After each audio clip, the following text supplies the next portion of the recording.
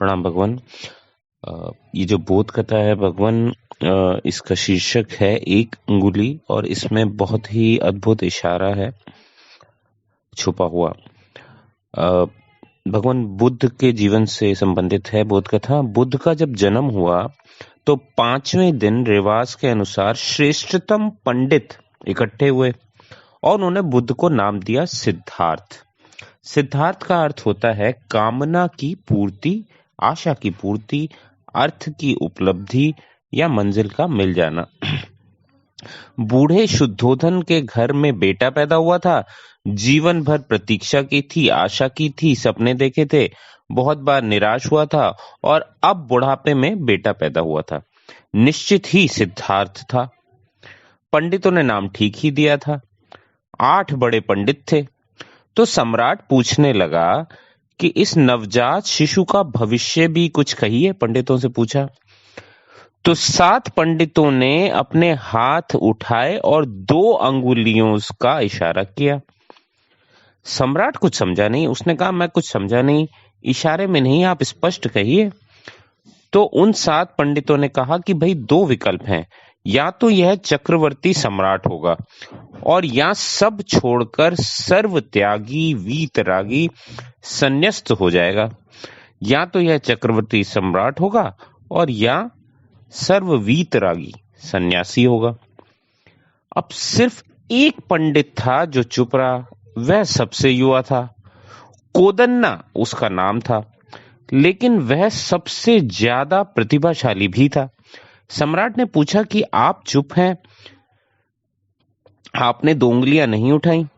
तो कोदन्ना ने कहा कि 2 उंगलियां तो सभी के जन्म के साथ उठाई जा सकती हैं, क्योंकि दोनों विकल्प सभी के सामने होते हैं, या तो संसार की दौड़ का या सन्यास का।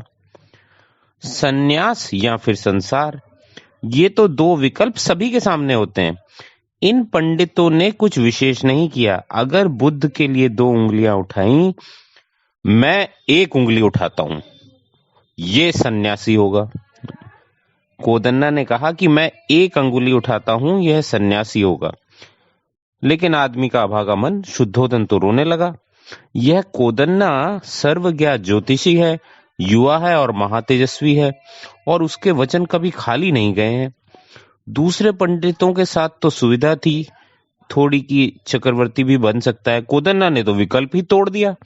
उसने तो कहा कि यह निश्चित बुद्ध बनेगा। उन पंडितों के साथ तो सम्राट रोया ना था, प्रसन्न हुआ था। चक्रवर्ती सम्राट होगा बेटा। और दूसरे विकल्प को उसने कोई मूल्य ही नहीं दिया था, क्योंकि जब चक्रवर्ती सम्राट होने का विकल्प हो तो कौन सन्यासी होना चाहता है। लेकिन कोदन्ना ने तो मार्ग ही तोड़ दिया। उसने तो 1 ही अंगुली उठाई। लेकिन सम्राट ने अपने मन को समझाया कि कोदन्ना अकेला है, विपरीत 7 ज्योतिषी हैं। ऐसे ही तो आदमी भी अपने मन को सांत्वना देता है कि 7 ही ठीक होंगे, 1 ठीक नहीं होगा। लेकिन वह 1 ही ठीक सिद्ध हुआ, और अच्छा हुआ कि वह 1 ही ठीक सिद्ध हुआ। तो भगवान बोध कथा कहती है कि तुम्हारे जन्म के समय भी, जन्म के बाद भी, अर्थात मनुष्य के जन्म के समय भी और जन्म के बाद भी, चाहे पंडित बुलाए गए हों या नहीं बुलाए गए हों, प्रकृति 2 ही अंगुलियां उठाती है। सारी प्रकृति 2 विकल्प सामने रखती है, या तो संसार में खो जाना मूर्छा में, या जाग जाना होश में। या तो खो जाना मूर्छा में या जाग जाना होश में।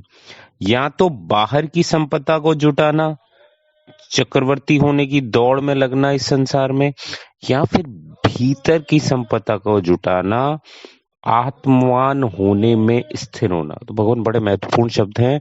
या तो संसार की दौड़ में लगना या आत्मवान होने में स्थिर होना, ये 2 ही विकल्प है।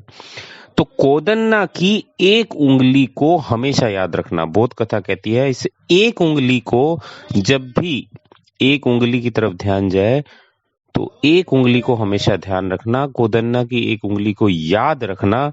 कोई कोदन्ना तुम्हें ना मिलेगा अंगुली उठाने को, तुम्हें ही अपनी अंगुली उठानी पड़ेगी। अर्थात तुम्हें ही आत्मवान होने में स्थिर होने के विकल्प को चुनना होगा। एक उंगली, बहुत ही अद्भुत बोध कथा है भगवान, सुंदर इशारा। आत्मवान होने में स्थिर होना, एक ही उंगली, एक ही विकल्प। आज इतना ही भगवान, धन्यवाद।